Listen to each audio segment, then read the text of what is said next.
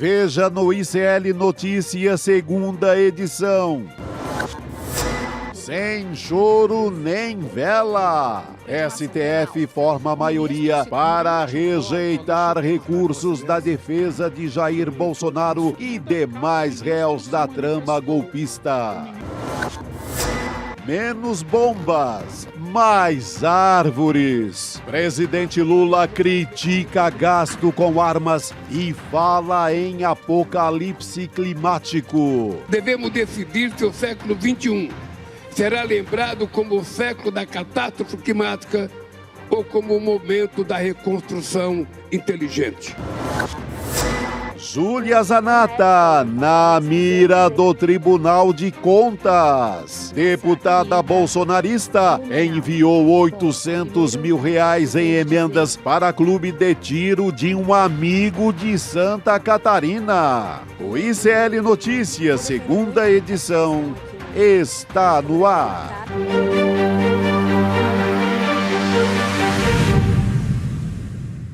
Olá, boa tarde.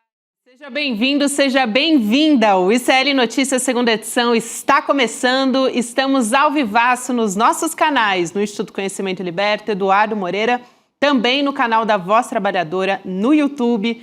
Boa tarde para você que nos ouve pela Web Rádio São João, em Quixadá, no Ceará, ou então na Rádio Cultural, na região da cidade de Torres, no Rio Grande do Sul. Boa tarde para todo mundo que nos ouve desse dia 7 de novembro de 2025. Sextou por aqui no ICL Notícias e a nossa formação de sexta-feira está completa. Boa tarde para você, Juliano Medeiros, Chico Sá. Boa tarde. Finalmente ela, uma tal de sexta-feira. Que veio com um gostinho de sexta-feira mesmo. É, uma cara de sexta, tudo certo. É samba, pagode e confusão. É isso, já vou abrir o nosso noticiário dessa sexta-feira nesse clima, trazendo o voto do ministro Cristiano Zanin, do Supremo Tribunal Federal, que formou agora com esse voto maioria para rejeitar o recurso do ex-presidente Jair Bolsonaro contra a condenação de 27 anos de prisão por liderar a trama golpista. Então, o relator, no caso o ministro Alexandre de Moraes, abriu a votação hoje. O voto dele foi pela rejeição desses recursos, inclusive dos demais réus, dos 6 réus desse núcleo 1 da trama golpista. Ele foi seguido depois pelo ministro Flávio Dino e os argumentos do ministro Alexandre de Moraes a respeito da defesa, é de que eles reproduzem só inconformismo, abre aspas e fecha aspas para essa palavra que usou o Alexandre de Moraes, com esse desfecho, que teve o julgamento ali, sem apresentar de fato nenhuma situação de omissão, nenhuma contradição. Então, o julgamento que está em plenário virtual ainda, até a próxima sexta-feira, falta o voto da ministra Carmen Lúcia, lembrando que o Fux, ele saiu dessa turma. Vazou. É isso aí. Vazou, fugiu o Fux. Mas é isso, mais um passinho, né? Falta pouco, Chico Sá. Mais um pouquinho para a gente abrir a Jurubeba, celebrando a justiça sendo feita no Brasil. E Bolsonaro não conseguiu nem no transcurso do processo apresentar nenhuma prova que fosse consistente para dizer que ele não sabia, que ele não tinha envolvimento, ou pior, que ele agiu para que não houvesse a trama golpista. Não conseguiu apresentar nada no transcurso do processo e agora no recurso menos ainda, né? Imagina se vai conseguir apresentar no recurso, Chico, alguma prova de que não estava por trás da articulação golpista depois do trabalho exemplar que o Gonê fez, que o Ministério Público fez, para mostrar toda a trama, passo por passo, etapa por etapa, né? Exatamente. Não, nada de novo agora no recurso. E eu acho que houve um vacilo muito grande em termos de pensamento jurídico. Daria para ele diminuir o prejuízo, tentar diminuir a pena, tentar melhores condições, se não tivesse partido para o desespero e para o ataque. Ele jogou no ataque o tempo inteiro. Ele manda o filho para os Estados Unidos para castigar o Supremo, para castigar o Alexandre de Moraes, para tentar uma última salvação. Isso só foi piorando. Ele chegou... Assim, ele fez o pior caminho de quem já... para quem já ia ser mesmo condenado. Todo mundo sabia que iria ser condenado porque as provas são muito contundentes. Em vez de fazer um caminho de quem quer aliviar a pena, bom comportamento, cumprimento de tudo que a justiça pede, bons argumentos. Não, esse confronto tornou a papuda inevitável. Aliás, falando em papuda, a gente teve e trouxe aqui notícia essa semana do governo lá do Distrito Federal, junto com a Secretaria de Administração Penitenciária, pedindo informações médicas do Bolsonaro para ver se ele tem mesmo condições de cumprir a pena na papuda. Pelo menos o início da pena, eventualmente, se a defesa dele quiser pedir algum recurso posteriormente, mas fato é que está com toda, assim, está se armando o terreno para que o Bolsonaro vá para a papuda, né, Chico? Isso é muito importante. Eu acho que pelo menos umas 2, 3 noites ele dorme lá. Aí vai inventar um espetáculo qualquer, né? E vai conseguir o que o Collor conseguiu. Porque está aí, é uma decisão muito recente, vai servir como modelo, né, para o Jair Bolsonaro, porque ele construiu uma espécie de via crucis pública nos últimos meses. Sempre indo para o hospital, mostrando a barriga, mostrando os pontos, cheio ali de fios. Ele construiu essa imagem de quem não vai ficar na papuda. Mas pelo menos dar um bom dia por lá, ele vai. Pelo um banho de sol, talvez ele consiga. Uma fonte ligada à defesa do Bolsonaro comentou numa reportagem de hoje, não estou lembrando agora qual é a fonte, de que Bolsonaro é considerado pela própria defesa frágil de saúde, frágil de postura, e que, por conta disso, vai passar, como você disse, algum período na papuda, e depois possivelmente vai ser concedida a ele a prisão domiciliar. Agora, chama atenção a diferença de postura, né, em relação a tudo que o presidente Lula passou, né? Quer dizer, acusações sem provas, bens que foram imputados a ele e que nunca foi comprovado, nenhum recurso encontrado em contas do presidente Lula, nenhuma conversa comprometedora, seja do presidente, seja dos seus assessores mais próximos, e ele enfrentou Sérgio Moro com altivez, né? Naquele depoimento clássico onde ele fala: você vai ser julgado pelo que você está fazendo comigo, porque eu vou provar a minha inocência, porque eu não troco a minha liberdade, a minha dignidade pela minha liberdade, né? É o avesso do que o Bolsonaro está fazendo, né? Quer dizer, uma vitimização constante com a saúde, é uma vitimização constante até a prisão domiciliar em eventos públicos, chora em culto, chora em reunião, lamenta não poder dar uma entrevista, mostra a tornozeleira. É uma sequência, né, que mostra o sujeito fraco, frágil, né, e sem dignidade para enfrentar o que está enfrentando, né? Essa reportagem que você citou, Juliano, saiu na Mônica Bergamo, que conversou ali com a defesa. É isso. Dizendo que o Bolsonaro não ia aguentar muito tempo na papuda, usou até, além da palavra frágil, dizendo que ele ia ter um piripaque logo nas primeiras semanas e ao Alexandre de Moraes não restaria outra alternativa senão autorizar a prisão domiciliar. Foi essa matéria que saiu lá na Mônica. Uma jornalista que vai atrás da fonte, que vai atrás da origem da notícia. Eu tô aqui só de olho sempre. Né? Muito bem. Sempre assim. Aliás, aproveitar para mandar um abraço para a galera da Unicamp ontem. Leandro Demore e eu estivemos lá no Festival de 10. O carinho da galera da Unicamp com o ICL. Mandaram beijos a vocês. Maravilha, nosso abraço. E ao Chico, porque foi do ladinho da Faculdade de Jornalismo. Então, muita gente foi lá conversar com a gente. Pô, que bacana. Mandou um abraço para todos vocês. Muito bom, muito bom. Nosso abraço a todos também. E, bom, com essa notícia, então, o que nos resta... Agora há pouco o Rodrigo Viana estava no Urgente, mostrou aquela imagem que tem Bolsonaro em casa e muitos jornalistas fizeram a foto. Aí a gente tem a imagem dele dentro de casa, mas tem uma foto que mostra a grade, né, da casa do Bolsonaro. Eu acho que é a foto da Gabriela Biló, né? Isso, Que é outra craque aí na fotografia. Sempre craque do fotojornalismo. consegue fazer da confusão de Brasília uma crônica ali, né, do que está acontecendo, como ninguém. Ele disse que seria um aperitivo, Rodrigo Viana, do que pode acontecer muito em breve.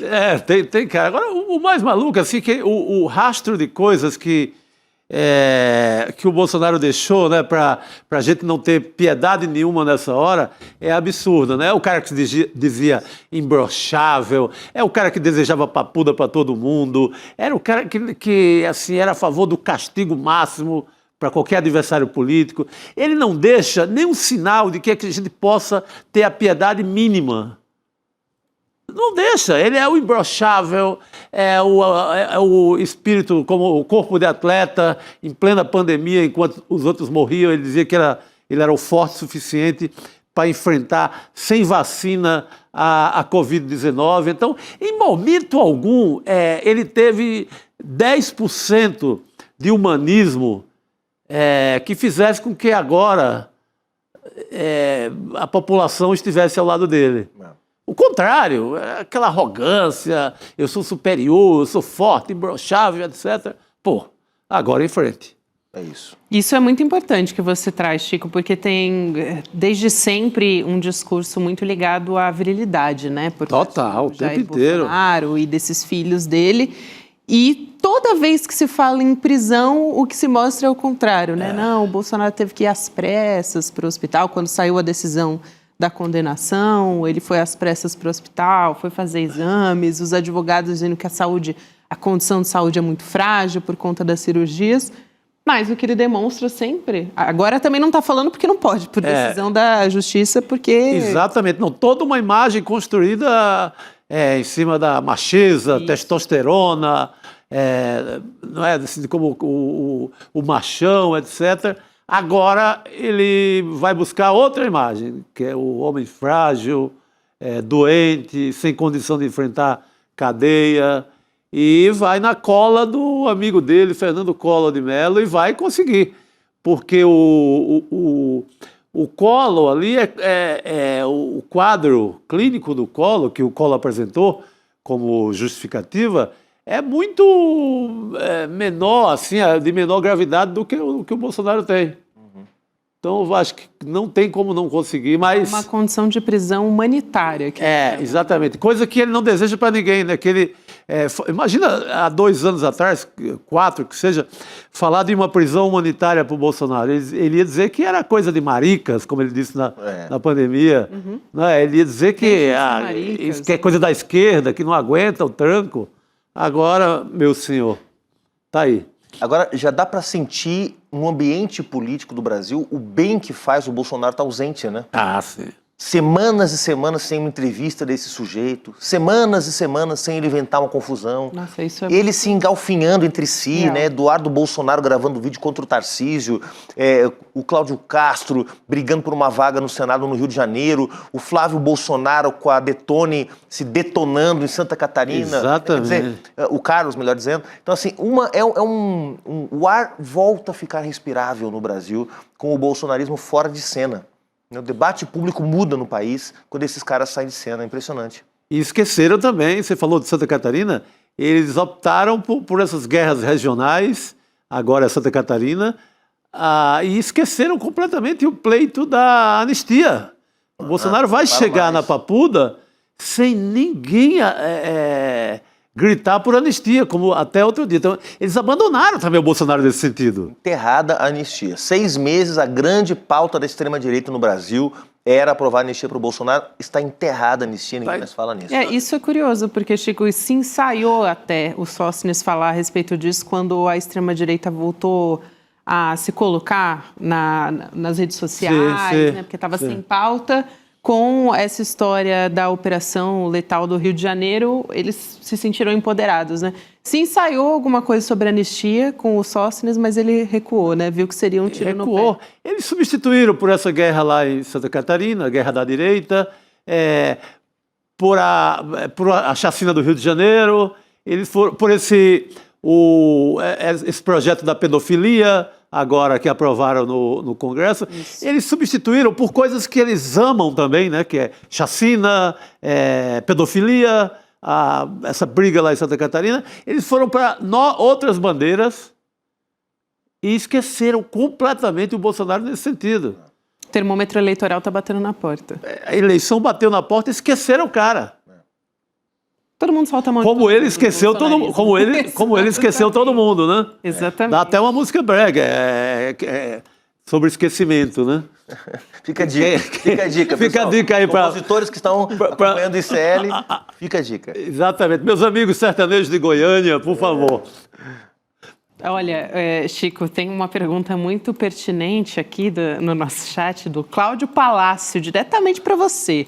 Pergunta para o nosso Chico Sá se o Jair for preso ainda em 2025, não pode faltar jurubeba no Natal? Ah, não pode faltar. Essa é uma... Cláudio Palácio. Eu dizia lá no comecinho, com meus amigos muito agoniados e a audiência apressada por cadeia e tal, e todo mundo mostrando foto de champanhe, vinhos bons que estavam guardando, e eu alertava, olha, tem o tempo da birita e o tempo da justiça. Então, segura isso aí. Chegou a hora, está chegando a hora. Então, óbvio que vai ter jurubeba para valer, né? Chegando a hora. É isso. Tem um outro assunto que eu quero trazer aqui também, além dessa expectativa, o cerco se fechando no entorno do Jair Bolsonaro, que vem também do STF, um reconhecimento por maioria de votos da omissão do Congresso Nacional para regulamentar o imposto sobre grandes fortunas, que é previsto pela Constituição desde 88, né? Só que, ao contrário de outros casos que já foram julgados, não tem um prazo, o STF não impôs esse prazo para que isso seja feito. Então, segundo o ministro Alexandre de Moraes, essa decisão seria uma advertência institucional. Funcionaria mais ou menos assim. Mas o que é importante a gente observar a respeito disso, né? Sobre esse precedente, talvez, que se abre aí no âmbito jurídico, para se colocar de novo essa pauta no debate, né, Juliano? Você até vai trazer um caso do passado aqui para a gente olhar. E também mostrar um pouco como o STF talvez esteja se alinhando à visão do governo sobre a questão da justiça tributária, que é uma pauta muito importante para o governo Lula e que tem sido colocada constantemente. No ano passado, a gente teve uma decisão importante sobre isso. Talvez depois do tarifaço, que foi o grande fato político do ano no Brasil, o segundo grande fato foi, sem dúvida nenhuma, a batalha em torno da reforma tributária, em particular da reforma do imposto de renda. Então, esse foi o tema que polarizou desde lá da derrubada do decreto do presidente Lula sobre o IOF, né? Uma votação de madrugada, no meio da semana das festas juninas. Depois daquilo, o governo foi para a briga, o nós contra eles, ricos e pobres, e fez avançar até a aprovação, na semana passada, pelo Senado, da proposta de reforma do imposto de renda. Mas o imposto sobre grandes fortunas é, de fato, um tema que historicamente está presente na agenda das esquerdas e que mesmo os governos do presidente Lula, da presidenta Dilma, não conseguiram empurrar, né, não conseguiram colocar para frente. Então, talvez esse ano tenha sido o ano com mais avanços em termos de reforma tributária em todas as gestões lideradas pelo PT. No ano passado, só para quem está nos acompanhando, há dezenas de propostas de regulamentação do imposto sobre grandes fortunas, quase todos de deputados do PT, do PSOL, do PCdoB, ou seja, nesses 40 anos quase da promulgação da Constituição, muitas propostas foram apresentadas para regulamentar. Eu tenho esse dado aqui, posso te complementar? Ótimo. Tem um estudo sobre esse assunto, né, do ano passado, da FGV, Fundação Getúlio Vargas, que foi divulgado pelo Valor, mostrando que mais de 50 projetos de lei do Senado e da Câmara foram apresentados, isso entre os anos de 1989 e 2023, mas nenhum foi aprovado. Mais de 50. A última tentativa, eu peguei o dado aqui, foi no ano passado. No ano passado, no marco da aprovação da reforma tributária, que foi aprovada em duas etapas, né? Primeiro, a criação daquele imposto de valor agregado, o IVA, né? Que vai passar a valer nos próximos anos. E, além disso, teve uma emenda parlamentar, uma emenda ao projeto de lei, ao relatório da reforma tributária, para a instituição do imposto sobre grandes fortunas, emenda do deputado Ivan Valente, uma alíquota de 0,5% para fortunas entre 10 milhões e 40 milhões. Gente, 0,5% de imposto anual para fortunas entre 10 e 40 milhões de reais. Sabe como foi a votação dessa emenda, Chico? 262 votos contra, 136 a favor. Os mesmos 136 sempre. PT, PSOL, PCdoB, Rede, PV, PSB e PDT. É o que tem. Todos os demais partidos, o Centrão em peso votando contra a proposta de emenda do deputado Ivan Valente, que foi votada no dia 30 de outubro do ano passado. Foi quando começou a ser votada essa segunda parte da reforma tributária, que agora concluída com a votação do imposto de renda. Como é bom ter memória, né, e trazer essas informações aqui para a gente ter a perspectiva de como está agora, né, Chico? Exatamente. E isso sempre foi muito tabu, né? Está lá na Constituição e era um tabu nacional. Tinha a própria esquerda com medo de falar sobre isso, porque estava sempre em eleição, tinha que conciliar um pouco ali com todo mundo para fazer frente ampla, e a própria esquerda ficava envergonhada para pronunciar esse tipo de coisa. Agora você vê que o mundo está sintonizado com essas histórias. Isso. Vê agora a eleição em Nova York, uma cidade bacana e tal, cosmopolita, está lá o tema. A própria COP, né? A COP também está em fundos da COP. Então, é um assunto que é um grande assunto do mundo inteiro. Como é que vai resolver essa desigualdade sem fim?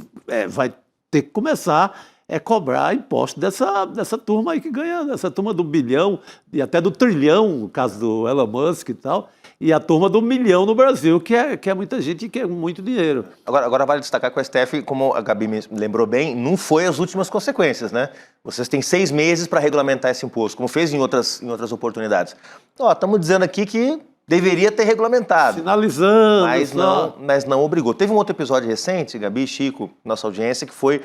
tinha que refazer uma conta para distribuir as vagas de deputados pelos estados. Isso quem tem que fazer é a Câmara dos Deputados. A Câmara falou, se vocês não... E o STF falou, se vocês não fizerem até dia tal, nós vamos fazer. Então, olha só até onde chegou, né? Se vocês não legislarem, nós vamos legislar, ou vai ficar tudo como está. Acabou que vai ficar tudo como está. A distribuição de vagas de deputados federais para cada estado fica como está para o ano que vem. Mas chegou a esse ponto de colocar prazo para votar, regulamentação na Câmara, leis na Câmara. Dessa vez o STF foi bem mais comedido. E está bastante sincronizado também com a aprovação da isenção para quem ganha até R$5.000 por mês lá no Senado, né? A gente já teve a aprovação dessa semana, muito pronunciamento do próprio ministro da Fazenda, Fernando Haddad, todo o governo, né, na verdade, sobre como isso é uma medida, um passo importante no sentido da justiça tributária mesmo. E eu acho que ele vai ficar nisso, não avança mais do que isso legislatura. Com esse Congresso aí, eu acho que isso Nessa composição já foi muita coisa. Já foi uma vitória sem fim, porque... Tem uma pesquisa da USP, né, que diz que, de fato, o imposto sobre grandes fortunas nem seria exatamente a medida mais eficaz hoje para a arrecadação. Seria uma medida moralizante, né? Moralizadora do sistema tributário, porque é um absurdo grandes fortunas não pagarem imposto no Brasil. Exato. Mas que, em termos de arrecadação, seria realmente mais eficiente taxar lucros e dividendos, e ter outros ajustes no sistema tributário, como a progressividade da tabela do imposto de renda. Isso ajudaria mais a arrecadação do governo do que o próprio imposto sobre grandes fortunas, cuja a previsão é de 70 milhões de arrecadação ao ano. 70 milhões para as necessidades do Brasil é pouco. Muito pouco. Ainda é pouco. É bem observado. E você estava agora há pouco, Chico, você acha, né, que chamou a atenção para esse fundo, ou foi você, Juliano, sobre a COP30? Sim. A gente vai falar, claro, a respeito disso. Teve mais um discurso hoje do presidente Lula que aconteceu numa sessão temática na COP, né, sobre a transição energética, e ele criticou o gasto com armas, falando em apocalipse climático. Então a gente vai assistir essa fala e volta a conversar a respeito disso. Vamos lá. O conflito na Ucrânia reverteu anos de esforços para a redução da emissão de gás de efeito estufa e levou à reabertura de minas de carvão. Gastar com armas o dobro do que destinamos à ação climática é pavimentar o caminho para o apocalipse climático. Nesta COP, os negociadores devem buscar entendimento. E nós, os líderes, devemos decidir se o século XXI será lembrado como o século da catástrofe climática ou como o momento da reconstrução inteligente. Só lembrando, Juliano, como a gente estava falando aqui nos bastidores, a gente ainda está na semana anterior à abertura da COP, que tem as lideranças de diversos países que estão reunidas, né? Então é a cúpula dos líderes antes da abertura oficial. Gabi, a fala do presidente ontem e hoje foram falas muito precisas apontando o problema. O problema é, os países ricos precisam colocar o dinheiro para financiar a transição. Se fala em 1,3 trilhão de dólares, é muito dinheiro. Na COP do Azerbaijão se sinalizou com 400 bilhões, um terço disso. Então falta muita grana para poder financiar a transição, e financiar a transição significa financiar sobretudo os países pobres, que precisam se desenvolver, mas por um caminho diferente daquele que os países ricos se desenvolveram, queimando muito petróleo, queimando muito carvão, poluindo e promovendo o caos climático que a gente está vivendo. E hoje também chamar atenção para o que significa o gasto militar também é muito importante. Mas vejam a imagem do presidente Lula hoje. Quem está do lado do presidente expressando essa grande contradição que o Brasil vai enfrentar durante toda a COP, não tem jeito. Todos os jornalistas estão perguntando a mesma coisa, de esquerda, de direita, de centro, para o presidente Lula e para os seus assessores, porque nessa imagem que a gente viu, quem está do lado dele, Alexandre Silveira, o homem do lobby da mineração, o homem do lobby do carvão, o homem do lobby do petróleo, ministro de Minas e Energia, do PSD, do Kassab, e do outro lado, Davi Alcolumbre, o homem do lobby do petróleo na Amazônia. Então, fica uma imagem contraditória na medida em que o Brasil reconhecendo, através da ministra Marina Silva, da ministra Sônia e do próprio discurso do presidente Lula, que nós estamos caminhando para um colapso climático. E colapso climático, pessoal, não é colapso dos rios, das florestas, da biodiversidade, é da vida humana também, viu? E com isso, caminhando para esse colapso, abrir uma nova fronteira de exploração de combustíveis fósseis, quando toda a ciência, todo o movimento socioambiental aponta que é necessário descarbonizar as economias, incluindo a nossa, abrir uma nova fronteira de exploração petrolífera, sobretudo na Amazônia, é uma baita de uma contradição que está sendo cobrada do Brasil. O Brasil tinha opção de entregar a licença do IBAMA antes ou depois da COP, foi pressionado pelo Davi Alcolumbre para poder viabilizar a indicação do Jorge Messias e retirar a candidatura do Pacheco, né, ao Supremo Tribunal Federal, e com isso o Brasil acabou antecipando, o governo antecipou a outorga da licença para a pesquisa da Petrobras.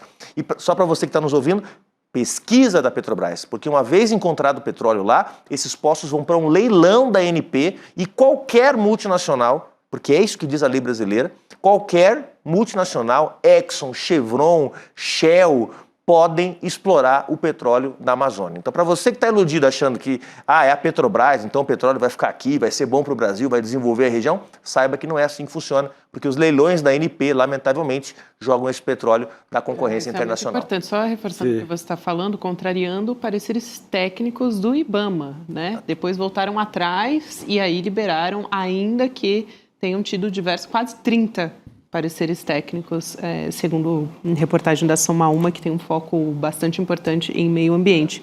Chico, eu queria ressaltar esse ponto que o Juliano destacou sobre essa contradição. A gente falou muito sobre isso aqui ontem, o Lula usou a palavra contradição no discurso dele ontem. Porque admitiu, né? Ele sabe que a realidade é essa. A foto de estudo, né? Ontem não era o Alcolumbre, mas era o Hugo Mota. Sempre essa foto vai... Não. Que é a foto dessa amplitude aí do que... Só que o pior da foto é que ela não entrega no Congresso nada. Normalmente não entrega. Tem que ser quase na marra, né? O Alcolumbre mesmo, ele acena para tirar o Pacheco da jogada, mas esse assunto continua. Não foi resolvido. Então, essa turma demora muito a entregar quando entrega. E cobra caro. Cobra muito caro. É isso. Só ressaltando aqui também, mais uma fala do presidente Lula, falando sobre essa contradição. Ele até falou em direcionar parte dos recursos da exploração do petróleo para a transição energética, né? É importante, porque, Gabi, olha só, no ano passado, mais de 300 bilhões de dólares foram gerados de receita da exploração petrolífera no Brasil. Petrobras e outras companhias privadas também. Desse, sabe quanto por cento foi investido em transição? 0,16%. Não é 1,6% nem 16%, é 0,16% de toda a riqueza gerada com a exploração de petróleo, que gera gás de efeito estufa, que vai para exportação, foi investido em energias renováveis. Então tá certo o presidente Lula que tem que usar esse recurso para energia renovável. Qual é a contradição? É dizer, só que para isso eu vou ampliar a exploração de petróleo. Aí é contradição. Para ter mais dinheiro e daí ter mais dinheiro para a transição. Aí não fecha a conta, entendeu? É aquilo que eu vou exportar mais soja, mais boi para fazer reforma agrária depois. Não dá, gente. A conta simplesmente não fecha. É isso aí, Juliano. Muito obrigada. Obrigado você. Professor. Vamos pensar nessa sexta-feira. Eu vou estar a partir de segunda-feira em Belém do Pará, então também entrarei aqui no N2, no N1. Excelente. Quem me chamar, N1, N2, aqui. Elga, a Luzia. Atenção, diretoras. Elô, Me chamem. Elô da produção.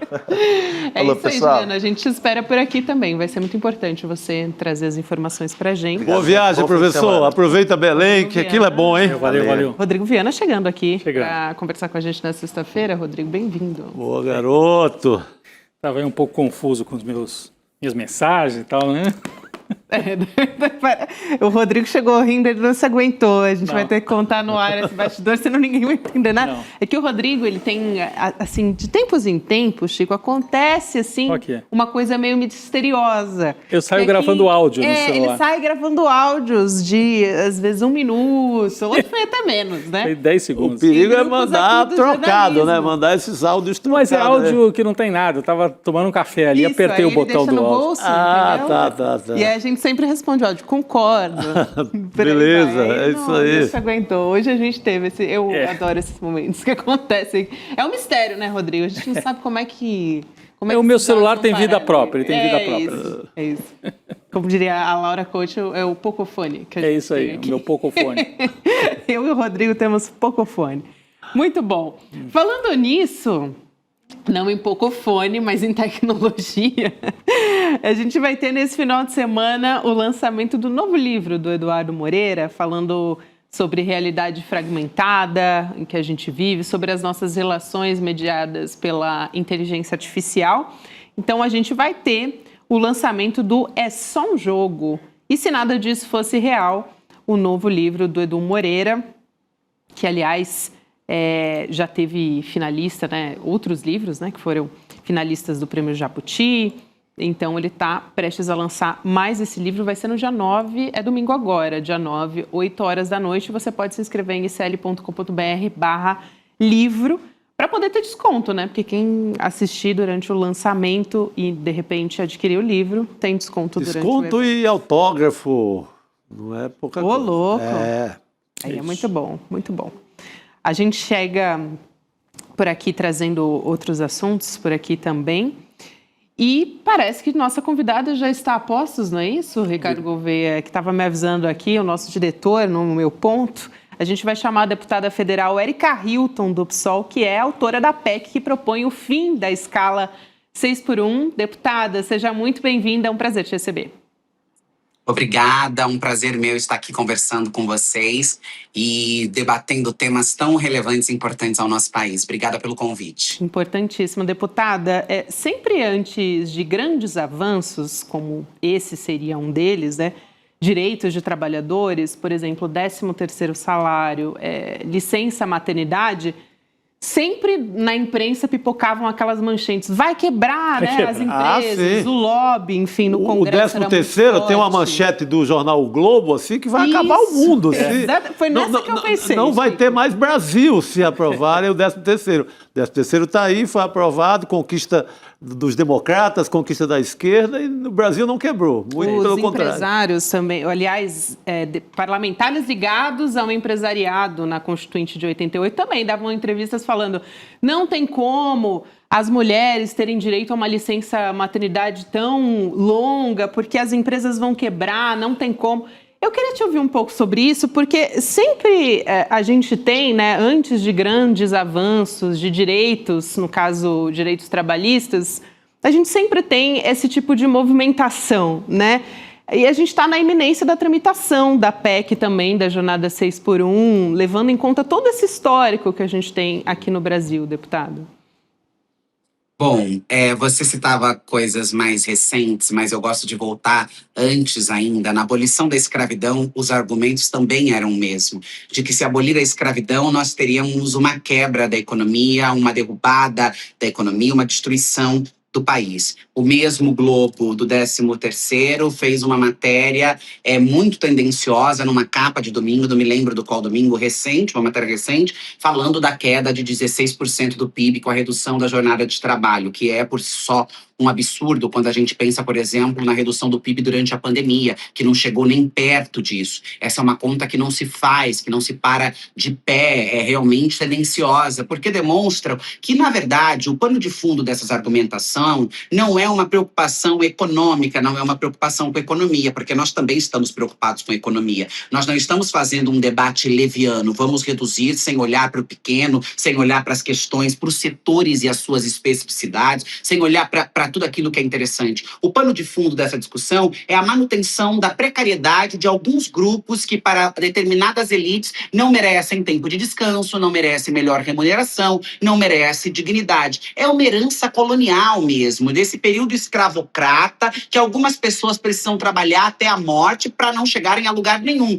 Porque dizem, trabalhe até a morte porque o trabalho traz dignidade, trabalhe até a morte porque se você não tem nada é porque você... E nós vemos pessoas que trabalham desde muito novas e numa condição de não conseguirem romper com uma determinada mazela, pobreza, desigualdade estrutural que está para além do trabalhar ou não trabalhar. Então, quando a gente escuta esses argumentos mais uma vez, que não tiveram sequer preocupação de sofisticar, você usar o mesmo argumento que você usou na abolição da escravidão agora, em 2025, demonstra a indecência, porque você nem buscou adaptar, modernizar, buscar um outro mecanismo para criar pânico. É uma busca incansável por aprisionar nas...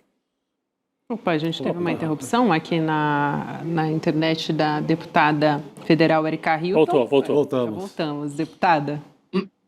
Para concluir, é um mecanismo, uma maneira de você manter aprisionada pessoas que são consideradas como indignas de terem justiça, qualidade de vida, capacitação profissional e uma série de outros direitos. Eu achei excelente esse retorno aí para a abolição da escravidão, trazido, né? Esse retorno que a deputada traz para a gente, porque é bem a cara dos liberais, ou dos ditos liberais brasileiros, né? Que alguns diziam que entre outras coisas, abolir a escravidão é você atacar o direito à propriedade, imagine só. Então o direito à propriedade estava antes até do que o direito das pessoas terem a sua vida como pessoas livres, né? Mas eu queria perguntar então para a deputada, a gente já sabe que esse terrorismo midiático sempre aparece nessas horas, a Gabi trouxe isso aqui logo no começo. Como é que andam as conversas, né? Porque a gente sabe que o Congresso brasileiro tem 300 votos aí no Centrão, uns 100 votos da extrema-direita. Como é que está essa negociação para trazer um pedaço, pelo menos, dessa turma para a civilização, vamos dizer assim, para a civilização no campo do trabalho, das relações de trabalho e civilização para que as pessoas tenham um direito a lazer, tenham direito a ter pelo menos 2 dias, que antigamente se falava a semana inglesa, né? 5 dias de trabalho, 2 dias de descanso. E os ingleses lutaram muito, porque lá na época da Revolução Industrial trabalhava-se 12 horas, 14 por dia, levando as crianças para dentro da fábrica. Então, como é que está a conversa com os parlamentares mais conservadores para avançar nesse sentido e aprovar esta sua proposta, deputada? Trazer o Congresso brasileiro, em especial a Câmara dos Deputados, para a civilização, eu acho que é a nossa grande batalha. Não só para a civilização do ponto de vista do mundo do trabalho, da dignidade da classe trabalhadora de ter tempo de descanso, tempo com a sua família, tempo de frequentar suas religiões, porque tudo isso é roubado quando a gente fala de escala 6x1. Mas a gente tem assistido um congresso que é o congresso da PEC da bandidagem, o congresso que é o congresso favorável a que estupradores sejam pais, que crianças sejam mães vítimas de um estupro. Então nós estamos falando de um congresso completamente antagônico ao processo de civilização. Um Congresso que não se comporta de uma maneira a defender interesses e pautas de interesse do povo brasileiro, mas em fazer um cercadinho para se autoproteger num corporativismo absurdo e para acenar para uma determinada área ou outra que acham esses Frankenstein, esses espantalhos, algo muito legal. Então, faço esse preâmbulo para mostrar a dificuldade de chamar o Congresso brasileiro, a Câmara dos Deputados em especial, para uma civilização. Do outro lado, a pauta da 6x1, ela tem um mecanismo importante que eu acho que se assemelha a um mecanismo, não, claro, dadas as devidas proporções, mas se assemelha ao mecanismo do que foi o imposto de renda. Ela pressiona contra a parede aqueles que dizem defender família, aqueles que dizem lutar e batalhar pelo povo. Então ela cria um sentimento ali um tanto quanto de constrangimento para que as pessoas abertamente sejam contrárias a essa proposta. Nós tivemos um número de assinaturas superior ao necessário para protocolar a pauta muito rápido, contando com assinaturas de deputados do Centrão, que demonstra a nossa capacidade de articular essa pauta. O que eu tenho feito agora é uma via sacra pela a esplanada e conversado com os ministérios. Cheguei na semana passada com o ministro Haddad, a ministra Simone Tebet, a própria ministra Gleice, que eu tenho falado muito, porque eu tenho buscado do governo, para além de dados e encaminhamentos, para que a gente deixe a proposta redonda, parada de pé e pronta para ser levada ao plenário da Câmara dos Deputados, também o apoio institucional, para que o governo possa nos auxiliar nas articulação com essas bancadas mais conservadoras. E isso tem dado alguns bons resultados. O governo entrou mais dentro da discussão da proposta e tem ajudado a conversar. Nós ainda talvez não tenhamos os 318 votos necessários, mas pela minha avaliação e pelas minhas contas recentes, estamos muito perto de conseguir com alguma ala significativa do centro na Câmara dos Deputados. Perfeito. Chico. Deputada, essa é uma pauta muito popular, né? Você pega qualquer pesquisa, você vê um estouro de números e de pessoas favoráveis. Porque você pega a realidade, pega funcionários, por exemplo, das redes de farmácias, sim, que trabalham feitos miseráveis, assim, talvez quem mais trabalha no Brasil hoje, rede de farmácia, uma exploração danada. Esse povo todo é a favor. Lojas, trabalhadores nos shopping center, nos mercados populares do Brasil inteiro. É muito popular. Você acha que a eleição pode ajudar a correr essa pauta no Congresso e ela ser favorecida por esse vento aí da eleição do próximo ano? Acho muito, porque essa é uma pauta importante, inclusive para o próprio governo, né? O governo acaba de entregar a isenção do imposto de renda para aqueles que ganham até R$5.000 e agora tem uma pauta quicando no debate público. Tem uma pauta que está quicando na sociedade brasileira e com um anseio muito grande. Não tem aonde eu vá, nos 4 cantos do país. Eu estou fazendo seminários, porque eu estou presidindo a subcomissão do fim da escala 6x1 na Comissão do Trabalho, e eu tenho ido com a subcomissão aos estados no Brasil. E não há um estado que eu tenha passado que as pessoas não me abordem. Nas ruas, no aeroporto, em todos os lugares. Porque gostam do meu trabalho, gostam de mim, mas porque também querem saber, deputada, quando é que nós vamos dar fim a isso? E eu acho que a eleição, ela vai trazer uma pressão e um encaminhamento positivo e importante para que a gente caminhe. Eu tinha uma expectativa de que nós pudéssemos começar a debater esse texto ainda em 2025, mas tendo em vista aqueles ajustes que são essenciais e necessários, e entendendo cada vez mais que essa é uma pauta fundamental do período eleitoral, eu percebo que 2026 vai ser o momento de nós começarmos a fazer essa discussão, porque as eleições vão nos ajudar a empurrar esse debate para frente. Muito bom. Deputada, eu também queria aproveitar uma fala sua a respeito dessas tratativas com o governo. Recentemente, a senhora conversou com o ministro Fernando Haddad, da Fazenda, também se reuniu com a Simone Tebet, ministra do Planejamento. Como que têm sido essas conversas? Houve alguma contribuição, alguma sugestão em relação à PEC, como ela está colocada, para além também dessas tratativas no Congresso, né, para tentar auxiliar a uma composição que se chegue a uma aprovação?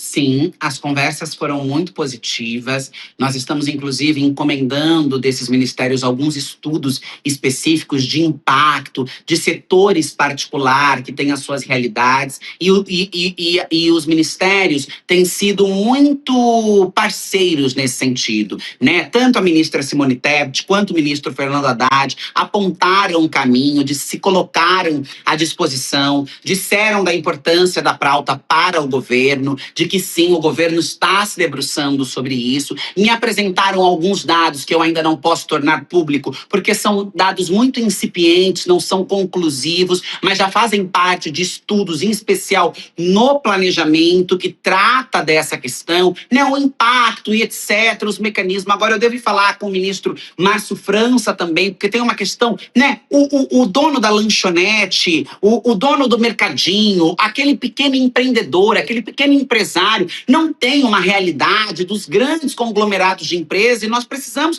aglutinar, nós precisamos acomodar, né, isso no nosso texto, na nossa proposta. E para isso é muito importante que o governo nos auxilie, que o governo nos aponte o caminho, nos mostre a viabilidade e as possibilidades. E nessas conversas, algumas coisas já foram apresentadas e uma disposição muito grande do governo em nos ajudar a organizar todas as demandas para que o texto fique redondo para ser votado.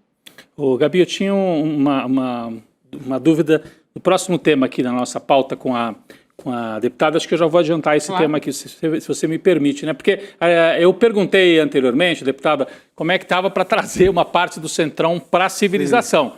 Mas tem um pedaço ali que não quer saber disso, que quer até piorar a situação em relação ao que nós temos hoje. A gente tem visto na Argentina, por exemplo, isso lá, né? O Milei tem falado de subir a jornada de trabalho de 8 para 12 horas. 12 horas. Dizendo que o ideal é a liberdade, né? Acho que ele não conhece a história das lutas para você impor algum limite para a exploração dos trabalhadores. Ou conhece, né? Conhece sim. Bom, mas a oposição apresentou uma contraproposta ao fim da escala 6x1, que é a chamada PEC da liberdade de jornada. Como é que faz isso? Isso tem apelo entre os deputados, e o Chico lembrou aqui, né? Estamos na véspera de um ano eleitoral. Entre liberdade para explorar quantas horas for, ou um limite na 6x1, como é que fica esse jogo, né? Tem chance deles conseguirem avançar com esse projeto que parece descabido no momento em que o país está precisando reduzir e não aumentar a jornada dos trabalhadores?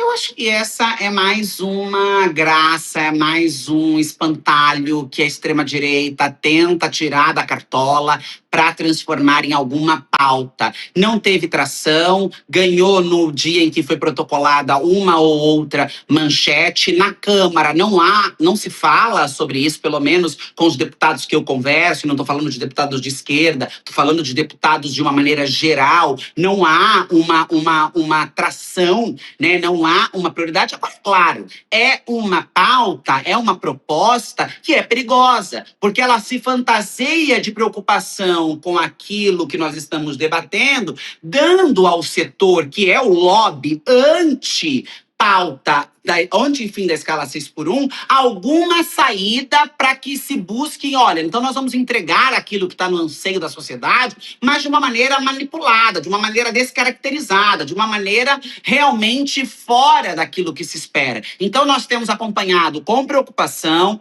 temos sim olhado com atenção, na verdade atenção sem muita preocupação num primeiro momento, temos olhado com atenção, mas não me parece que esse espantalho usado pela extrema-direita para confundir o debate do fim da escala 6x1, para criar, inclusive, uma saída ao setor empresarial que é ao fim da escala 6x1. Porque há um setor. Nós estamos lutando contra forças muito poderosas. Há um lobby gigantesco na Câmara. De um lado, eu pego os deputados para abordar, para dizer da importância, do quanto é constrangedor, do quanto que deputado da família precisa entender que o trabalhador tem que ter direito com a família, mas do outro lado, aqueles que financiam campanhas, aqueles que fazem o jogo, também estão vindo por aqui dizendo para nós, tá, a gente não quer. E essa proposta, ela tenta flertar com esta ala, mas não me parece ter ganhado tração ainda. A gente sabe como é a política. O que está embaixo hoje, fica em cima amanhã, né? Então nós estamos olhando com atenção, porque o jogo pode virar a qualquer momento e nós precisamos estar com todo o nosso esquadrão preparado, argumentativo, enfim, tudo aquilo que nós pudermos usar para contrapor essa que é, na minha opinião, um espantalho da confusão e de jogar para debaixo do tapete, que é importante, e criar uma fantasia, uma ficção, o que eles são muito bons em fazer. Na pauta da segurança pública, por exemplo, agora, fizeram um espantalho do terrorismo, como se fosse resolver a questão da criminalidade. Na 6x1, estão fazendo a mesma coisa. Pegam algo, vendem como uma solução, mas que no pano de fundo é só para continuar encobertando e ajudando os seus colegas coleguinhas. É isso mesmo, deputada. É um prazer te receber aqui, um excelente trabalho por aí. É um prazer te receber. Um abraço, deputada. Até uma próxima oportunidade. Prazer meu, um abraço, ótima tarde. Boa noite. Deputada federal Erika Hilton, autora da PEC que propõe o fim da escala 6x1, conversando com a gente aqui no N2. Eu fico curioso para saber se, até queria, se isso ainda avança esse ano ou vai ficar para o começo do ano que vem, né? Porque o ano já está bem no eu acho fim, que no né? próximo ano, no embalo da eleição. É isso que você falou. Acho que nesse caso o calendário eleitoral favorece muito essa proposta, né, Chico? Seria um belo avanço, né? A organização, a OIT, a Organização Internacional do Trabalho, fala nisso há séculos. Mais gente vai trabalhar, sabe? É muito importante. Tem aí essa história do projeto, da PEC da Liberdade. Olha como é que é, né? Como é que a extrema-direita... Os nomes são revertidos. Os nomes são... Os caras são sacana. Eles sabem trabalhar. Paz, Exato. É isso, consórcio da paz para defender a matança. PEC da Liberdade para defender o direito de explorar. Né? Não, cada trabalhador pode escolher livremente quantas horas ele quer ser explorado. Pode ser 16 horas por dia. Basta você querer. Que maravilha, né? Então parece uma coisa boa. Mas, assim, é claro que é uma disputa no campo da chamada ideologia, né? Você introjetar, colocar para dentro daquele que está sofrendo a exploração a ideia de, opa, então eu vou defender isso. É uma disputa pela mente das pessoas. Disputa pelos corações e mentes. Eu vou defender, trabalhar mais e ganhar menos. Coitado do empresário. O cara me falou que é legal isso. Parece que é legal. Né? Agora, isso que eu achei um ponto importante, tem que dialogar bastante com o pequeno empresário, aquele que gera 3, 4 empregos, que esse fica preocupado, e é uma preocupação mesmo. Imagina se você é dono de um restaurante, de uma pequena loja, não estamos falando das grandes redes, né, Chico?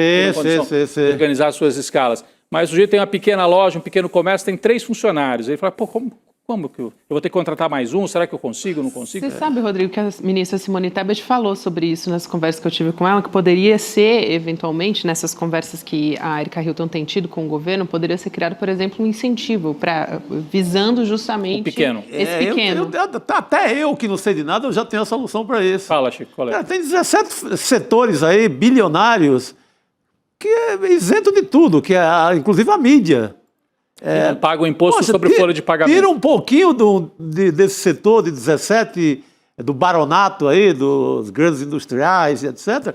Tira e resolve o problema da padaria, do dono de bar, do pequeno comércio, que realmente vai precisar de uma ajuda. Talvez ele enfrente dificuldade no começo dessa história. Depois a vida avança e anda, como o 13º, como tudo isso, que hoje o pequeno paga, todo mundo paga. Eu fico pensando nisso, justamente. Quem tinha uma padaria lá em 1960, 13º, nossa, a Volkswagen vai conseguir pagar, mas eu não vou conseguir pagar o 13º. Né? Eu acho que esse cuidado, né? Cobrir no primeiro momento... O pequeno. Nessa largada, segurar a onda do pequeno e tirar desse...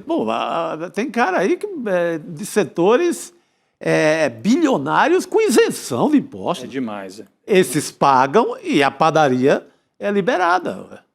E é importante esclarecer esses pontos, Chico e Rodrigo também, porque no ano que vem a gente vai estar num ano eleitoral, e pensando em quem tem um interesse pela promoção dos direitos do trabalhador, né? Então, quer dizer, está conversando com um governo que tem a intenção justamente de promulgar essa medida, de ajustar conforme, tem que ter subsídios no início para que esse empresário não quebre, né? Esse pequeno empresário não quebre. Então, esse tipo de coisa acontece com governos que estão interessados, né, em incentivar o trabalhador, enfim, uma jornada mais humana com esses trabalhadores.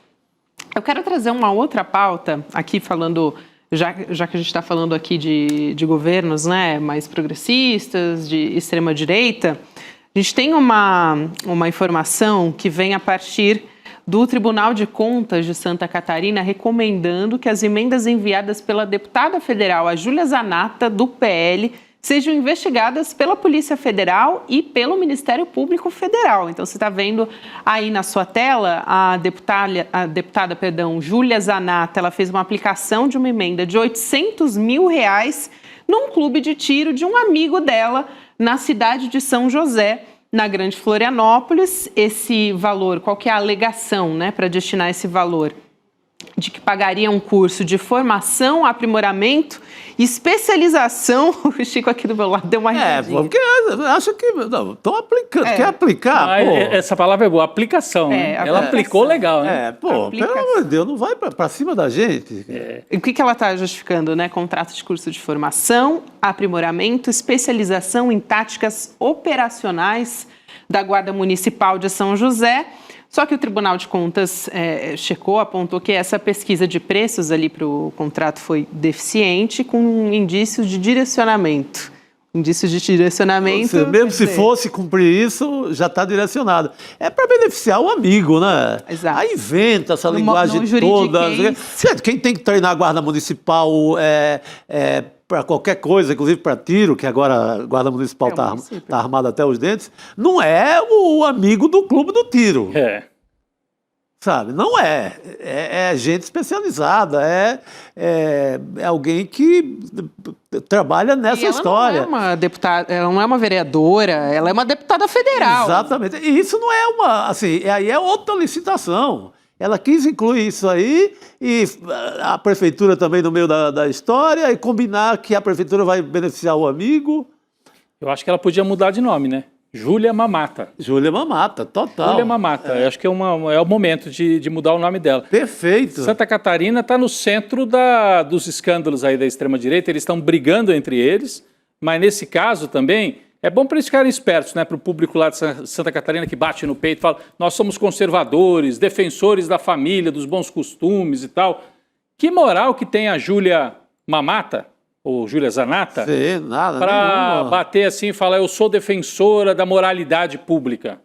Que a extrema-direita avançou nos últimos anos no Brasil dizendo que ela era antissistema, o Bolsonaro em 2018. Eu sou contra o sistema. E carregou com ele várias candidatas e candidatos, principalmente homens, mas algumas mulheres, estapafúrdias, bizarras. Essa aí fez da marca dela essa, como é que é? Essa tiara de flores. Eu digo bizarra, não porque nesse caso tem uma relação com a extrema-direita europeia, que ela nega, mas é muito claro, né? Sim. E ela ficou famosa por causa disso. Se fosse só a tiara, não tinha problema. Agora ela está famosa por ter mandado 800 mil para um clube de tiro do amigo dela. Então, que defesa da moralidade é essa, deputada Zanata? Ela está defendendo a moralidade quando ela fala mal da galinha pintadinha, né? A galinha pintadinha. A galinha pintadinha é comunista, que vai doutrinar as crianças, aí ela se preocupa. Mas aí é que está, Gabi, Rodrigo, a esperteza da extrema-direita. Eles enganam o povo com essa história de mamadeira de piroca, galinha pintadinha. Eles jogam ali uma fumaça. É o espantalho que é. E, na verdade, o que eles querem é a emenda de 800 mil para o amigo. Mas joga ali essa cortina, joga a fumaça na frente, chamando galinha pintadinha de comunista. E aí todo mundo vai lá, se embeleza, corre.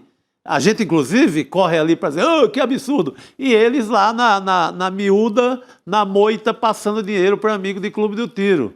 Tem a Zanata passando dinheiro, a Mamata, para o clube do tiro em Santa Catarina e o Abílio Brunini acusado de entregar dinheiro. O Abílio Brunini, outro deputado da extrema-direita, bizarrão, que fazia escândalo lá na Câmara, virou prefeito de Cuiabá desse jeito aí e agora está sendo acusado, além de quebrar a prefeitura de Cuiabá, ele está sendo acusado de não conseguir gerir as contas, está sendo acusado de ter direcionado dinheiro da prefeitura para uma clínica veterinária. 656 mil reais. 650 mil reais, então 800 mil da Zanata para o clube de tiro e 650 mil do Abílio Brunini para a clínica veterinária de um sujeito que fez campanha eleitoral para ele. É sempre isso. Em nome da defesa do mundo animal. E eu fico pensando, eu olho para o Brunini e eu só penso em mundo animal. Total, ele totalmente é o próprio. respeito aos animais. Aos animais, é isso aí. Então ele faz ele joga a mesma coisa, vem com aquelas coisas surreais da extrema-direita, mas na hora H o objetivo é isso. Pegue o prefeito de Sorocaba, o tal do Manga, essa semana também... Afastado, né? Afastado do cargo. O que é que ele fazia? Aquela moralidade toda, inclusive estava em Brasília, fazendo lobby para a votação do projeto da pedofilia. Enquanto isso, um amigo dele lá, pastor em Sorocaba, com caixas e caixas de dinheiro. Então, é sempre uma enganação. Joga ali a enganação, a gente cai e fica falando, pô, que absurdo, esses caras são malucos. Maluco nada, nenhum rasga dinheiro. Estratégia, né? Método, Chico. E na hora H eles querem a grana. É isso aí que faz o prefeito Manga de Sorocaba. Manga, Brunini e Zanata, que trio, hein? Que trio. Em 3 dias, denúncias contra os 3 de corrupção, de 3 que se elegeram falando em renovação da política. E sempre foi assim no Brasil, sempre, né? Desde a época lá do Carlos Lacerda, vamos combater a corrupção contra o trabalhismo. Contra o trabalheiro. Né? Não, no caso do 13º que o Chico lembrou, a UDN falava de moralismo, que era para defender a família e a moral, enquanto isso queria vetar o 13º que os trabalhistas, o João Goulart, Getúlio, da turma do Vargas, tentava aprovar. Passaram-se 50, 60 anos e estamos no mesmo lugar. Mesma história. Não pode escala 6x1, mas pode mandar dinheiro para o amigo da Zanata. O Collor com aquela... Caçador de como marajá. caçador de marajás. Mesma coisa. Mesma coisa. Só para não deixar de informar aqui, que a gente teve em nota a Prefeitura de São José informando que todo o processo seguiu rigorosamente os trâmites legais, a legislação vigente, e a nossa reportagem procurou a deputada Júlia Zanata também, que não respondeu. Então, aqui está dado também o outro lado da Júlia Zanata.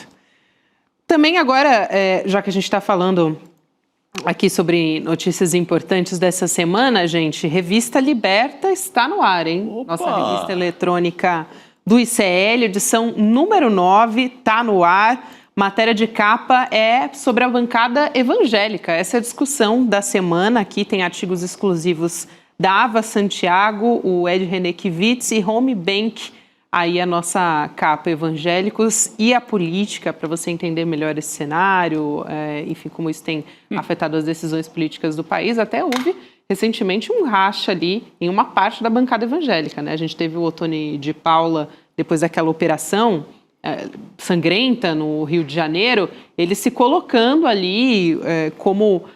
falando em defesa de 4 vítimas, né, que foram mortos, que eram da igreja dele. Sim. Dizendo, nunca tiveram participação no crime organizado, no tráfico, enfim, e num discurso muito emocionado, teve um racha a partir dessa fala do Othony de Paula, também na bancada da Bíblia. E tem outros artigos também, o Jamil Chad, falando da ONU, falando de COP30, tem muita coisa boa na Revista Liberta. Muito bom. Não, esse mundo evangélico ele vai chegar na eleição do próximo ano muito diferente do que foi na eleição agora de 22, que mostrava que estava inteiramente, 100% fechado com o bolsonarismo. Está muito rachado e tem o racha do racha. Tem, por exemplo, o Malafaia... tudo leva a crer que está sendo traído pelo Jair Bolsonaro, que teria trocado de pastor nos últimos dias. Foi para outra denominação. Então, quando eu falo do Bolsonaro, é Bolsonaro, Michele... Porque o Bolsonaro diz que tem 1000 religiões ao mesmo tempo. 1000 times de futebol e 1000 religiões. Ninguém sabe o que o homem é. Mas, então, não é mais aquela turma 100% fechada com o bolsonarismo. Isso. Eu acho até uma pena que uma igreja se submeta, as igrejas todas evangélicas se submetam a essa guerra, né, política. Claro. Se eu fosse lá um fiel, eu queria ir lá orar e ir para casa. Ir para casa, e não ficar ali sendo puxado, um lado o Bolsonaro puxa, outro lado outro puxa, pelo amor de Deus. Né? Mas importante esses dados que você traz aqui, Chico.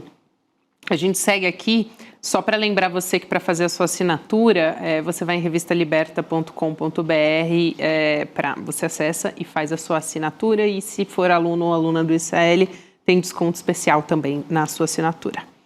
Vamos seguir agora para a conversa com o professor Castro Rocha, nessa sexta-feira. Opa! Sexta-feira é dia de conversar com o professor Castro Rocha.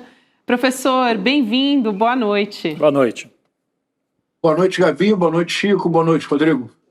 Professor, agora há pouco a gente falava dessa operação sangrenta da Polícia do Rio de Janeiro. A gente tem uma carta de 5 ex-ministros da Justiça, assinada essa carta por eles, uma carta aberta para o presidente Lula com críticas a essa operação. Documento que foi assinado, atenção nos nomes aqui, gente, Nelson Jobim, Miguel Reale Júnior, Aloísio Nunes e José Carlos Dias. Eles ocuparam um cargo no governo Fernando Henrique, né, no governo FHC, e o Tarso Genro, que foi ministro de Lula. Estou falando aqui de pessoas que não são de esquerda, né? Com exceção do Tarso Genro, né? Com exceção do Tarso Genro, estou falando aqui no governo FHC de pessoas que não são de esquerda. Sim. E eles sugerem que o presidente assuma o comando pessoal e diretamente de uma secretaria especial da Presidência da República para enfrentar a crise da segurança pública no Rio. Vou ler aqui um trechinho dessa carta em que eles estão criticando a operação do governador Cláudio Castro. Então, abre aspas, mal preparada e mal explicada foi realizada uma operação de guerra, colocando as estruturas da Polícia do Estado do Rio de Janeiro em confronto com a totalidade da população ali residente e não somente com os grupos faccionados, fecha aspas. Tem outro trecho aqui, professor, que eu vou ler antes de te passar a palavra aqui, falando de extermínio. Eles dizem o seguinte: o fato de ter antecedente criminal não expressa, num Estado democrático de direito, licença para a eliminação sumária de quem quer que seja. Então, é uma carta bastante contundente, muito firme, falando de extermínio cometido por essa operação do Cláudio Castro, né? Isso, e Gabi, vocês já destacaram o ponto fundamental desta carta. Não apenas ela é uma carta firme, mas serena, mas é uma carta assinada por 4 nomes muito importantes. O ex-ministro Nelson Jobim foi influentíssimo ministro da Defesa, entre outros cargos importantes que ocupou como ministro do Supremo Tribunal Federal, mas são nomes que não são historicamente identificados com o presidente Lula e muito menos com o PT, com a exceção, como disse o Rodrigo, do Tarso Genro. Essa carta, Gabi, ela tem um potencial de ser o princípio de uma nova frente ampla para 2026, porque nós precisamos nos colocar no lugar da extrema-direita. É preciso pensar a partir do ponto de vista da extrema-direita. Gabi, quando o governo começou, o que dizia, por exemplo, o senador Ciro Nogueira? Era o tic-tac, porque o Brasil vai falir. E a extrema-direita, o primeiro discurso da extrema-direita é que, do ponto de vista econômico, o governo Lula seria uma debacle. Foi o primeiro discurso da extrema-direita. Resultado objetivo: o ministro Fernando Haddad deu uma entrevista anteontem com dados muito expressivos. O presidente Lula entregará, muito provavelmente, a menor taxa quadrienal de inflação. Os 4 anos do presidente Lula provavelmente serão os 4 anos de menor taxa média de inflação da série histórica dos últimos 20 anos. Entregará o menor índice de desemprego, o maior índice de novos mercados de postos de trabalho com carteira assinada. O PIB brasileiro, o provável é que na série histórica dos 4 anos do presidente Lula, o PIB cresça entre 9% e 10%. Recordando, Gabi, que de 2022 a 2012, o crescimento médio anual do PIB brasileiro foi 0, ou seja, não cresceu.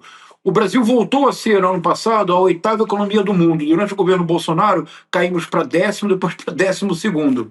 Ou seja, não somente o Brasil não faliu, como as indicações do ponto de vista econômico são muito mais favoráveis do que jamais se imaginou. No enfrentamento do que seria uma grave crise econômica, os 50% do tarifaço do Donald Trump, o governo reagiu de imediato, disponibilizou para exportadores prejudicados 40 bilhões de reais e ativamente ampliou os mercados para os produtos brasileiros. A soja que os americanos não compram, a China está adquirindo, e assim sempre. Ou seja, se a extrema-direita apostou no fracasso econômico, não é mais possível fazê-lo. 2. Se a extrema-direita apostou de maneira clara num Congresso que cercearia o governo da Frente Ampla, que impediria o presidente Lula de levar adiante os seus projetos, com a última tentativa da PEC da blindagem, nós voltamos às ruas e derrotamos o Congresso.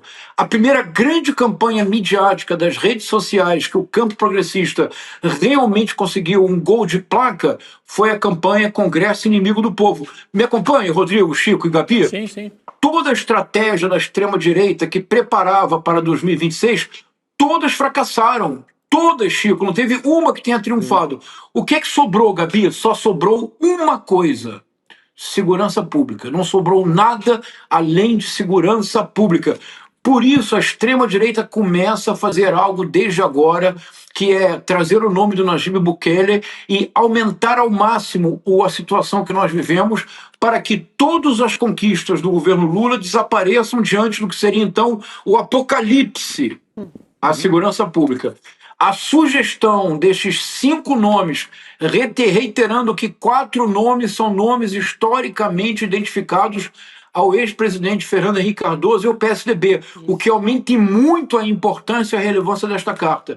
Eu espero demais, Gabi, que o presidente Lula converse com a ministra Gleisi Hoffmann, converse com seus auxiliares e que, no máximo, no início do mês de dezembro, o presidente Lula anuncie a criação de uma secretaria especial de segurança pública associada diretamente à presidência da República e que isso favoreça a aprovação imediata da PEC da segurança pública, que desde abril está no Congresso. Porque se o governo do presidente Lula der indicações claras de que reconhece a gravidade do problema da segurança pública, o que sobrará para a extrema-direita, Gabi? Essa carta tem uma enorme importância. Nós estamos falando dessa carta e, ao mesmo tempo, quer dizer, o Bolsonaro está às portas da cadeia. Eu estava pensando nisso, né? Assim, como é que eles tentam mudar a pauta, né? O professor Castro Rocha, Chico trazia, eles foram errando ou pelo menos quebrando a cara, né? Em várias apostas. Vai dar tudo errado na economia, não deu. Nós somos os antissistema, não dá mais para falar que são antissistema porque está aí escancarado. Nós somos contra a corrupção, está aí a corrupção. E o Bolsonaro preso. Todo aquele discurso que eles falavam, organização criminosa, PT, Lula condenado. Agora o condenado é o Bolsonaro. Ele vai ter foto entrando no sistema prisional. Então, como é que fica isso, né, Chico? Acho que é um momento... Mas a gente tem a impressão, semana passada a nossa turma aqui estava muito preocupada. A direita já ganhou esse debate. Para mim não está dado isso, não. Assim, tem muita lenha para queimar. E essa carta mostra isso, não? E teve uma reação, né? Não tem ainda, como o professor deseja, a criação de uma Secretaria de Segurança Pública, mas tem uma reação via Polícia Federal. Tem um plano do Ministério da Justiça que vai servir um pouco como laboratório de projeto de segurança do governo no Nordeste, a partir do Rio Grande do Norte, de combate a facções e tal. Tá sendo posto em prática a partir de agora. Então, o governo se mexeu, porque é o único tema que falta ter governo forte e bom. Não é? O governo atende em todas as outras áreas, o governo é um sucesso em todas as outras áreas, mas está faltando o governo nesse debate, mesmo sabendo que é uma atribuição constitucional das secretarias estaduais de segurança pública. Sim. Mas não dá mais para ficar dizendo isso, que é só o Estado que tem que cuidar, os estados e suas secretarias que tem que cuidar da polícia, etc. Não dá mais para ficar falando isso ou com desculpa. Tem que entrar no debate e no tema e agir. Sem dúvida. Não dá... porque acho que se resolve isso... agora, acabei de falar da fragmentação, viu, professor, das forças das igrejas evangélicas no Brasil, que não são mais uma unanimidade dentro do bolsonarismo. Estão fragmentadas. Então, que é mais um ponto positivo para... Isso pensando em eleição. E se você resolve, ou se você entra de uma forma muito forte e vigorosa no debate da segurança pública, você vai fechando o jogo para o próximo ano. Sem dúvida. Excelente. E você quer ver uma coisa importante, Chico e Gabi? Teve uma pesquisa que eu acho que talvez nós tenhamos nos impressionado demais pelo aspecto equivocado. Em pesquisa que deu ao governador Cláudio Castro uma aprovação inédita e uma aprovação à ação do governo do Estado. Eu proporia, Gabi, uma reflexão. Proporia a seguinte reflexão. Ele até anunciou umas operações, né, professor? Desculpa te interromper, só para acrescentar, ele disse que vai fazer mais operações e acho que muito por conta dessa pesquisa, né? Sim. Isso, exatamente, Gabi. E é curioso porque na minha participação no N1, na quarta-feira, eu disse o seguinte, vai acontecer uma competição macabra entre os governadores do Consórcio da Paz. Eles farão várias operações, um tentando matar mais do que o outro. Gabi, hoje o governador Cláudio Castro disse que haverá outras operações em outros estados. É um horror. Veja, eu proponho o seguinte, Gabi. Nessa pesquisa, existe um lado que cria uma esperança para nós da esquerda democrática. Sabe qual é? Eu proponho que, na verdade, a população não está apoiando o político Cláudio Castro, embora é óbvio que ele é favorecido pela operação. O que a população de fato está apoiando é a ação política do governo do Estado. É o fato concreto de que passa a existir Estado onde não havia Estado algum. Em outras palavras, o que a população está dizendo é que a população quer mais e não menos Estado. A população quer mais a presença do Estado, mas não apenas com tiro, não apenas com mega operações, com educação, com escola, com saúde. Se isso fizer sentido, Gabi, então o consórcio da paz não tem nada que celebrar com essas pesquisas, porque, no fundo, o consórcio da paz é neoliberal e o que eles querem é Estado mínimo.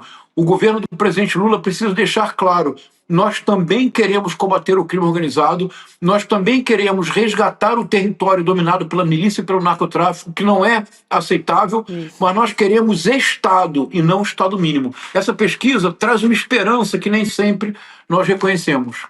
Eu acho que esse olhar que o professor traz aqui é muito importante para a gente ter um discernimento, né, do que foi colocado nessa pesquisa, e acho que realmente esse olhar que o professor traz não é o recorte que tem sido colocado, estampado muitas manchetes, e até que impulsionou ali o Cláudio Castro, Rodrigo. Não, além da Polícia Federal agir Brasil afora, o Chico citou o Rio Grande do Norte, tem também a possibilidade de investigações das facções no Rio de Janeiro e da milícia, especialmente no Rio de Janeiro, baterem no próprio governador. É claro que a Polícia Civil do Rio não vai fazer essa investigação, mas a Polícia Federal pode chegar lá. Claro. E tem aí um zum de que está caminhando nesse sentido. Por isso que o Cláudio Castro faz bastante barulho, tentando salvar o pescoço, né? Tentando deixar mais caro para o lado do governo federal, eventualmente mostrar que ele é um sujeito ligado a criminosos, ou pelo menos leniente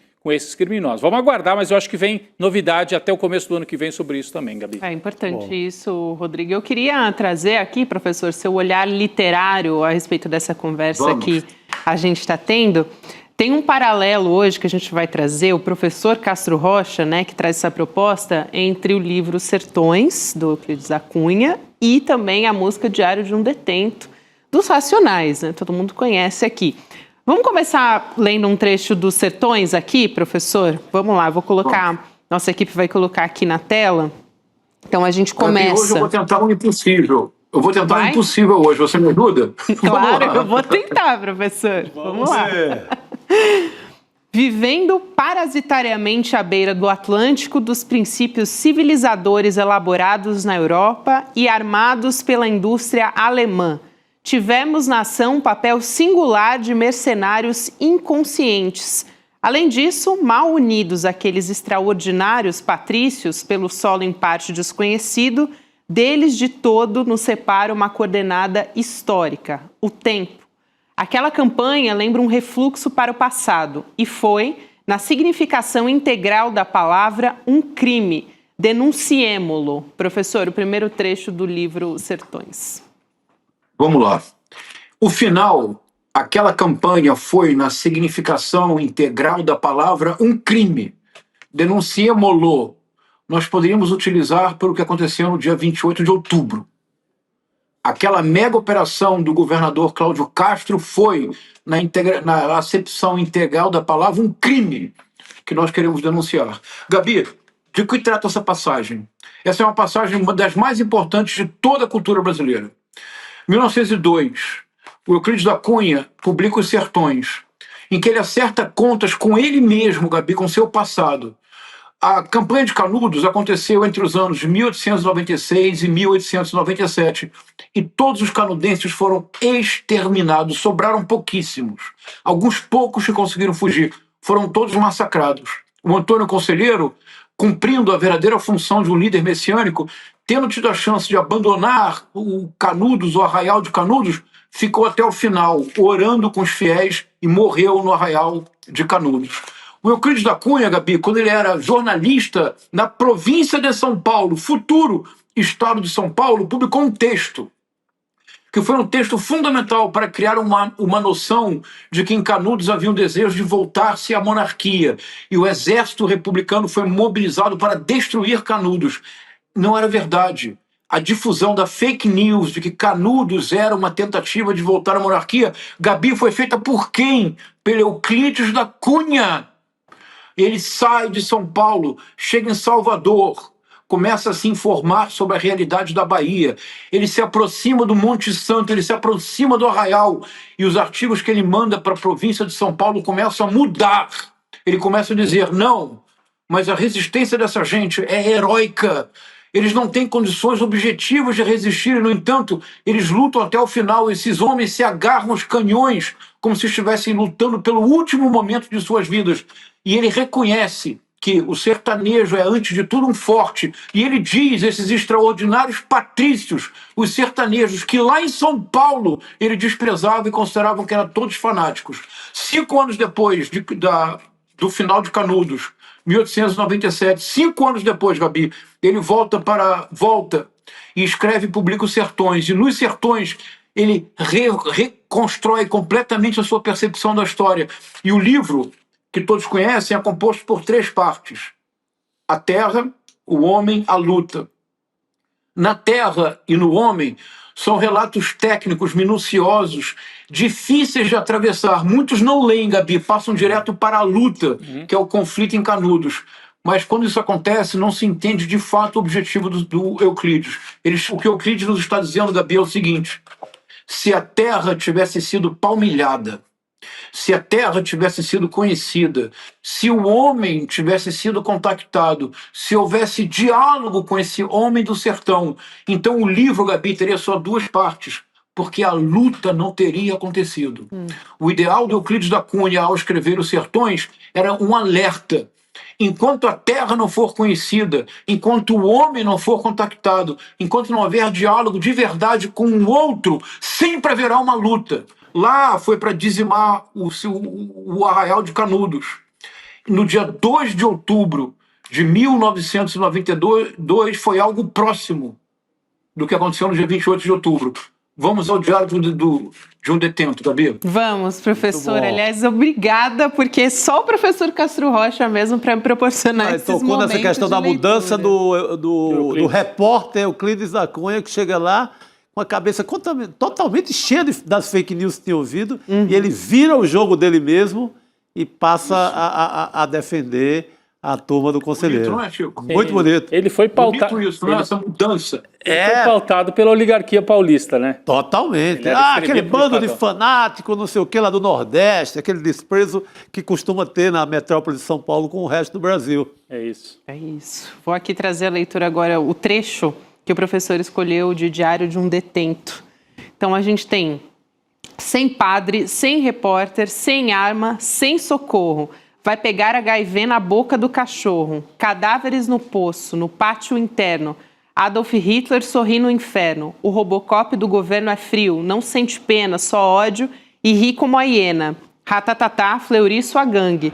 Vão nadar numa piscina de sangue. Mas quem vai acreditar no meu depoimento, dia 3 de outubro, Diário de um Detento? Essa parte final, falando do Fleury, foi justamente num contexto do massacre do Carandiru, que muita gente fez a comparação com a operação letal do Rio de Janeiro, né, professor?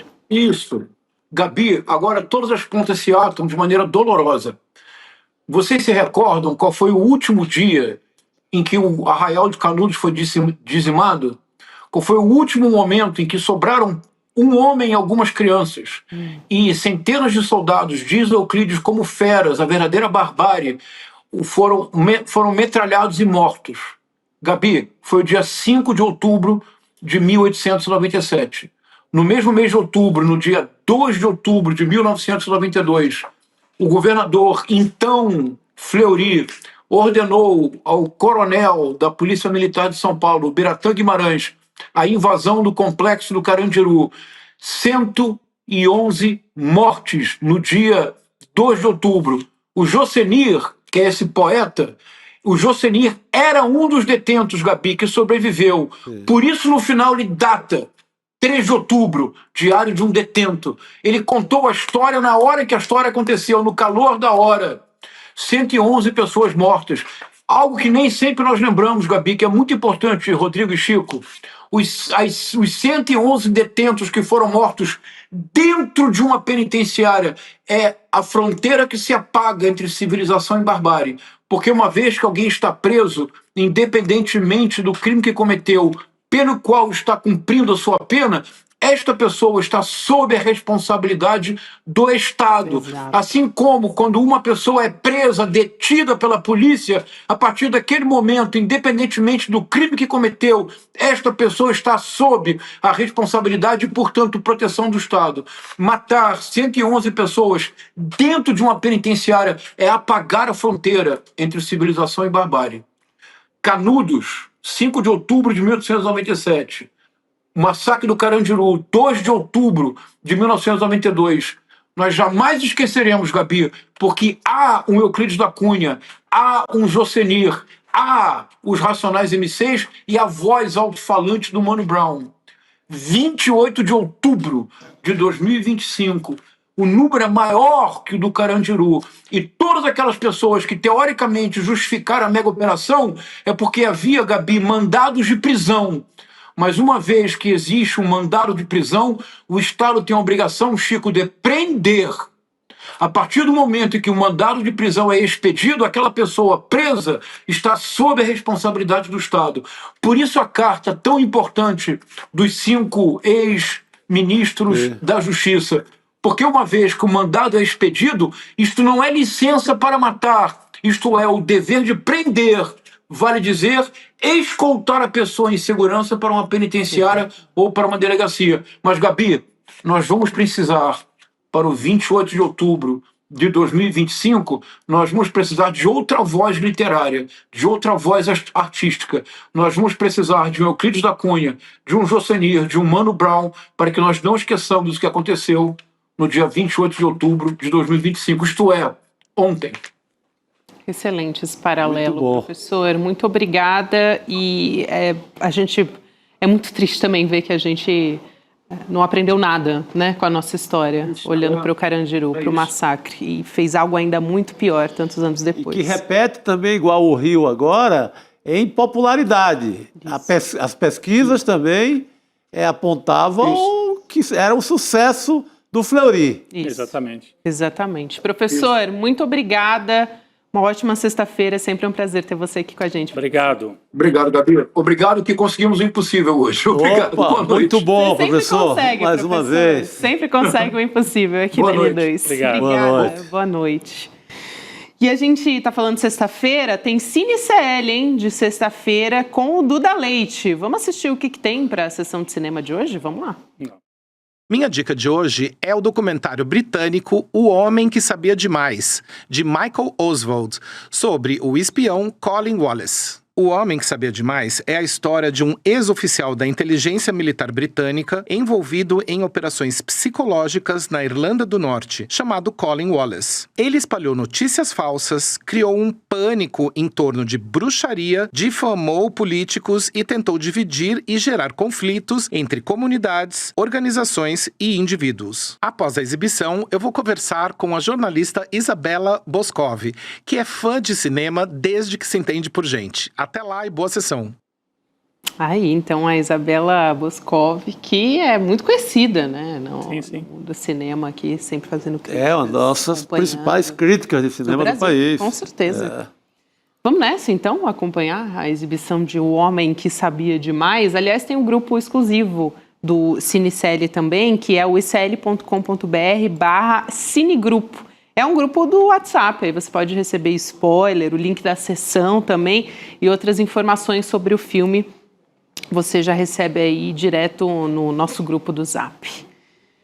Sextou então, Chico? Opa, agora sim, né?